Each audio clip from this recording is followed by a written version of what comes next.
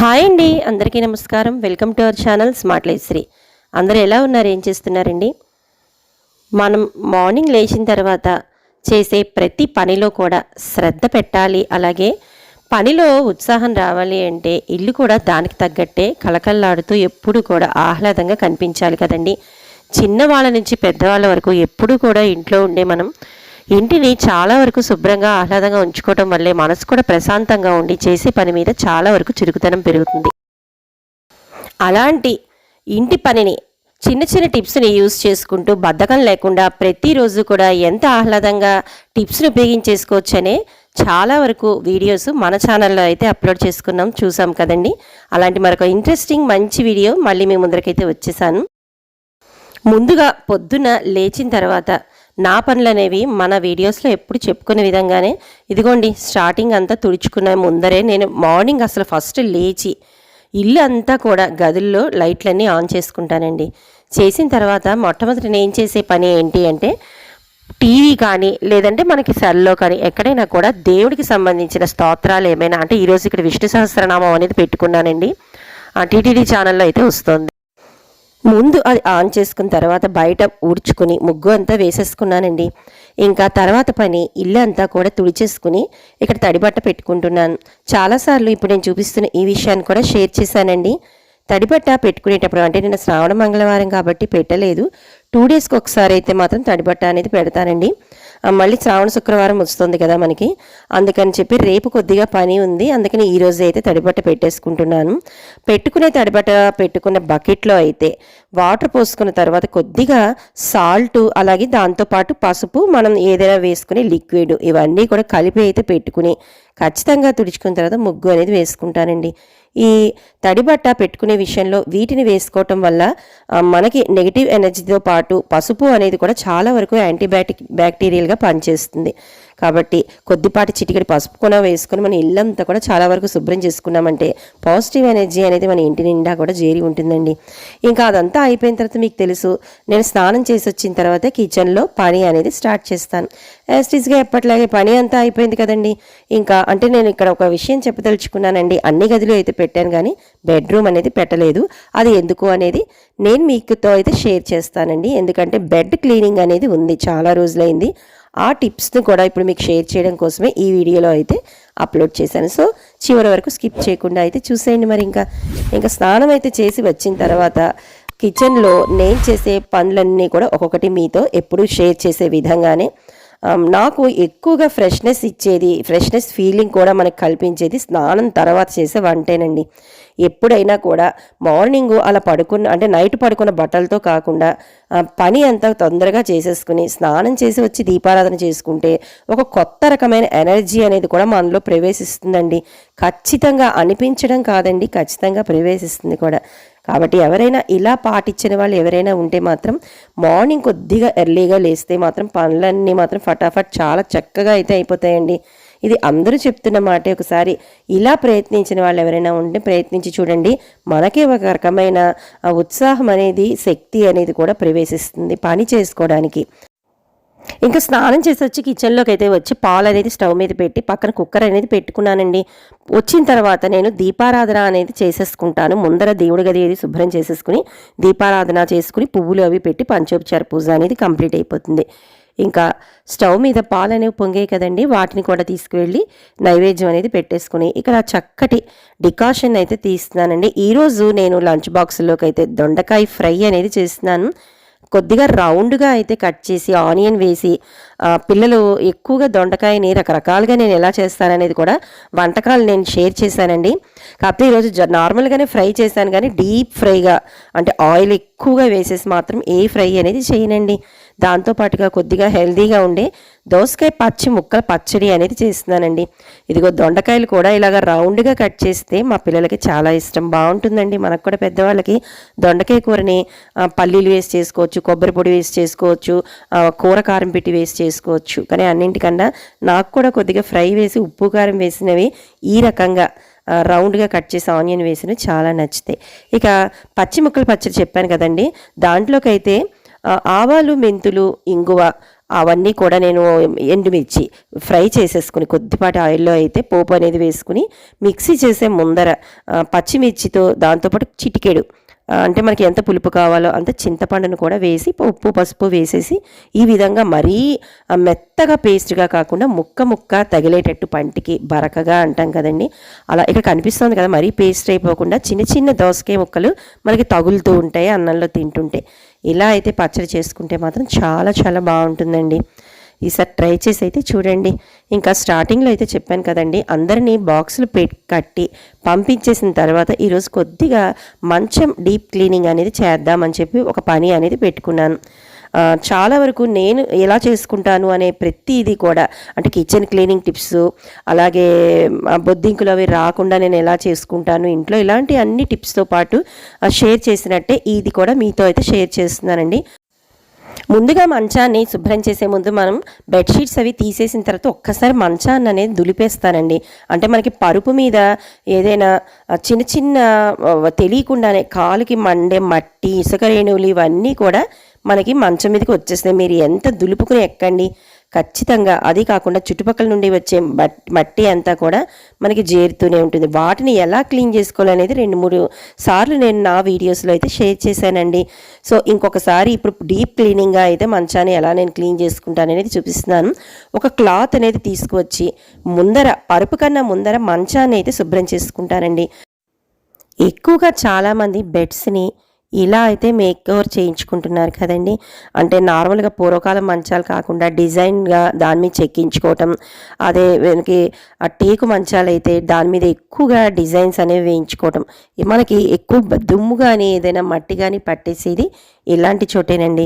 వాటిని ఇప్పుడు ఎలా క్లీన్ చేసుకుంటా అనేది చూపించే ముందర మనకి బెడ్రూమ్ అంటే ఒక బెడ్డే కాదు కదండి, చుట్టుపక్కల చాలా వరకు మనం ఇంటి అందాన్ని తీసుకొచ్చే, అది రియల్గా పెంచుకునే మొక్కలైనా కావచ్చు, లేదంటే ప్లాస్టిక్ మొక్కలు కావచ్చు, లేదంటే ఏదైనా కబోర్డ్స్ వాటిలో సంబంధించిన ఆర్టిఫిషియల్ ఇలాంటి చిన్న చిన్న వస్తువులు ఏవైనా కూడా పెట్టుకుని అందం కోసం చాలా వరకు మనం వినియోగించుకుంటుంటాం.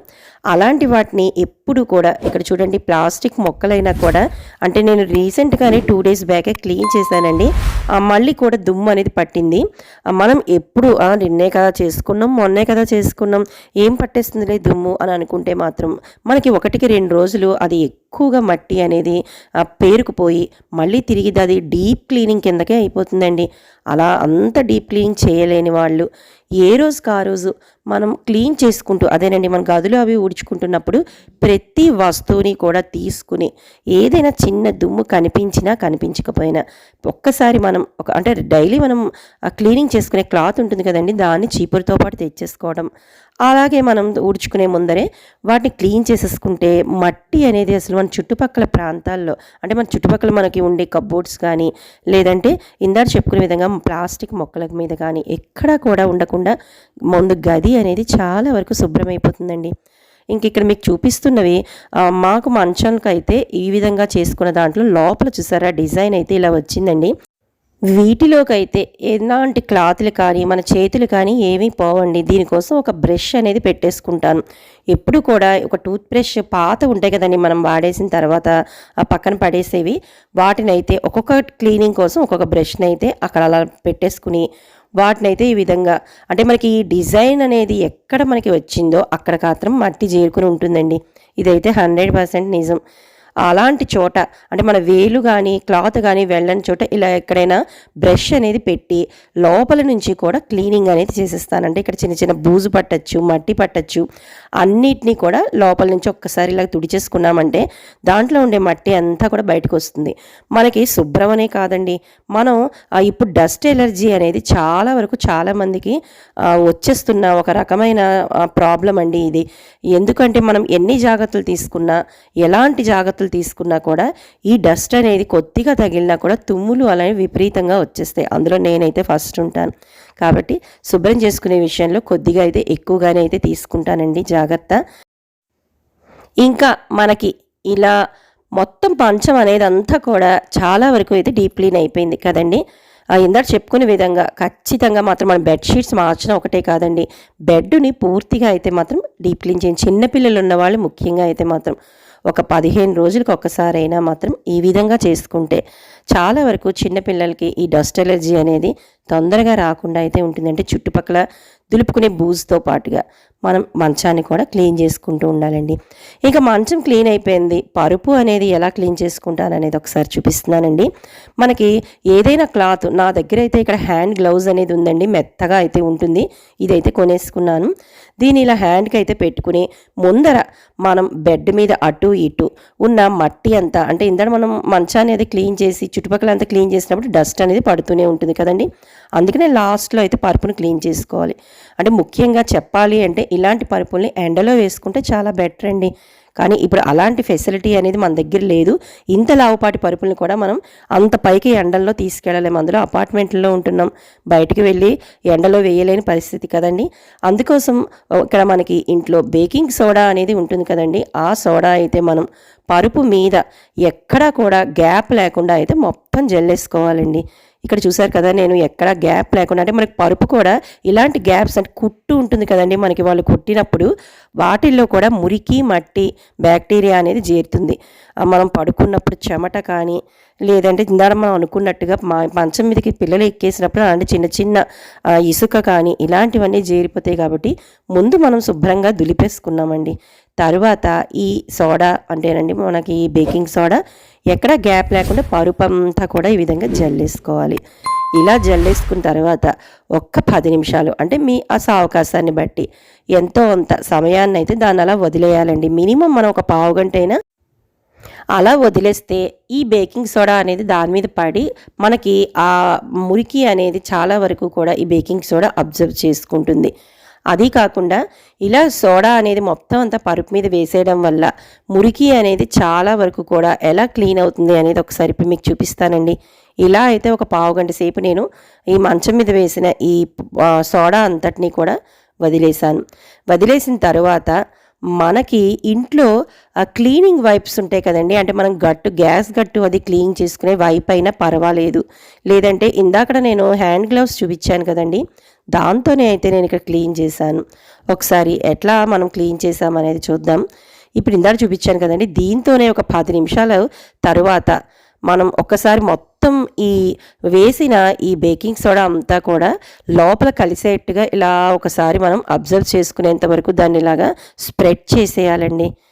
మనకి పరుపు మీద వేసిన సోడా అంతా కూడా ఒకసారి ఇలాగ పరుపు మీద స్ప్రెడ్ చేసేస్తే అది పరుపు మీద ఉండే మురికి, అలాగే ఇందాక చెప్పిన విధంగా బ్యాక్టీరియా ఇదంతా కూడా అది పూర్తిగా అబ్జర్వ్ చేసుకుని మనకి కొంతసేపటికి పరుపు అనేది చాలా వరకు ఈ బేకింగ్ సోడా వల్ల క్లీనింగ్ అయితే అయిపోతుంది.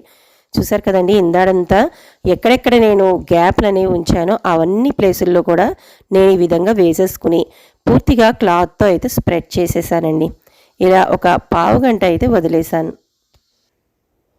ఇందాక చెప్పాను కదండి, ఏదైనా క్లాత్, అంటే ఇక్కడ నాకైతే ఉన్న ఈ దీన్ని అయితే తీసుకున్నాను, మీరు ఏదైనా క్లీనింగ్ వైప్ కూడా తీసుకోవచ్చు. దాంతో మొత్తం అంతా, అంటే ఇందాక మనం స్ప్రెడ్ చేసిన సోడా అంతా ఉంది కదండి, ఆ బేకింగ్ సోడా ఆ పరుపుకి అంతా కూడా పట్టించింది కొద్ది కొద్దిగా. ఇందాక మనకి కుట్లు అవి వేశారని చెప్పి చూపించుకున్నాం కదండి, వాటిలోంచి కొద్దిగా శ్రమ అనుకోకుండా మనం అంతా కూడా దగ్గరికి ఇలా అన్నాము అంటే మనకి ఉన్న మురికి, అంటే పరుపుకి పట్టిన మురికి అంతా కూడా ఈ సోడాతో పాటు బయటికైతే వచ్చేస్తుందండి. మనం మోస్ట్లీ ఎక్కువగా డాబా మీద, అంటే ఎండపడే ప్రదేశం, అంటే మాకంటే అపార్ట్మెంట్ కాబట్టి పైన అన్నాను, మీరు ఇండిపెండెంట్ హౌస్ వాళ్ళు అయితే బ్యాక్ సైడ్ ఎండ ఎక్కడ పడుతుందో అక్కడ, లేదంటే ఇలా అపార్ట్మెంట్ వాళ్ళు ఎక్కడైనా ఎండ పడితే అక్కడ ఎండలో వేసుకుంటేనే మంచిదండి. కానీ ఇందాక చెప్పుకునే విధంగా అలాంటి అవకాశం చాలా తక్కువ కదండి. అందులో ఇంత పెద్ద పెద్ద పరుపులు అనేవి, చుట్టూ చిన్న పరుపులు అయితే వేయగలం, కానీ ఇంత పెద్ద పెద్ద పరుపుల్ని మనం ఈ ఎండలో వేయడం అనేది కొద్దిగా కష్టమేనండి. అందుకే ఇలాంటి చిన్న టిప్ని ఉపయోగించి ఇంత డీప్గా అయితే మనం పడుకునే బెడ్ని మొత్తం అయితే క్లీన్ చేసుకోవచ్చు. ఒక్కసారి చూడండి, మీకు దగ్గరగా అయితే చూపిస్తున్నాను. ఇందాక దానికి ఇప్పటిదానికి కూడా మనం అబ్జర్వ్ చేస్తే మోస్ట్లీ మనకి మట్టి తో పాటు బ్యాక్టీరియా అనేది కూడా ఈ సోడాతో పాటు మనకి వచ్చేస్తుందండి. ఇలాంటి చెప్పాను కదా, ఏదైనా వైప్తో, అంటే నా దగ్గర చిన్న చాటకే ఇచ్చారు కదండి వాళ్ళు, స్మూత్గా ఉన్న బ్రష్ అయితే ఉంది. దాంతోపాటు మొత్తం అయితే పరుపు మీద ఉన్న సోడా అంతా కూడా ఈ చిన్న చాటలోకి అయితే ఎత్తేస్తున్నానండి. ఇదిగోండి, మొత్తం నేను వేసిన సోడా అంతా కూడా ఈ విధంగా నాకైతే క్లీనింగ్ అయ్యి బయటకైతే వచ్చేసింది.